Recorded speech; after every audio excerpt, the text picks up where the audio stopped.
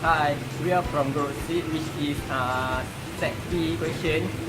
For the question 1 is, the answer is the relationship between aggregate planned expenditure and real GDP at equilibrium expenditure is the level of aggregate expenditure equal real GDP at equilibrium point.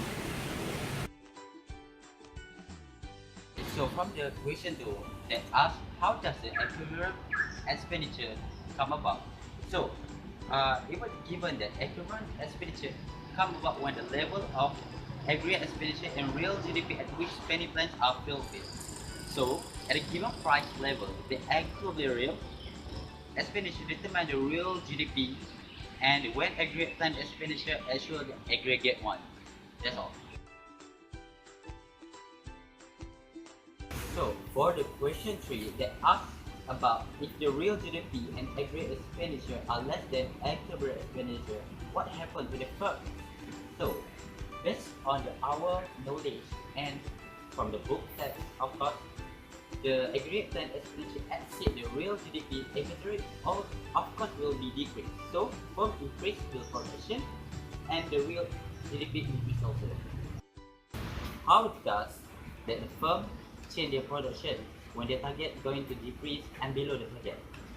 So the firm, when the inventory fall below target, the firm increase their production to restore their inventories to the target level. So the risk will be up. If real GDP and aggregate expenditure are greater than equilibrium expenditure, what happens to the firm inventory?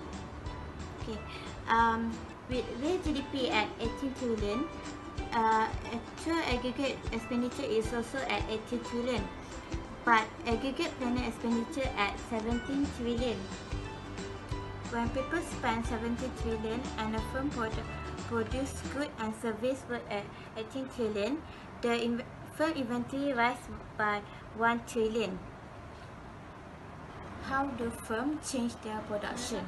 Now, real GDP begin to decrease. As long as actual expenditure exceeds planned expenditure, inventory rise and production decrease. What happened to real GDP? The process ends when the real GDP reach at 16 trillion. At 16 trillion, the equilibrium at which unplanned inventory changed zero, and the firm do not change their production.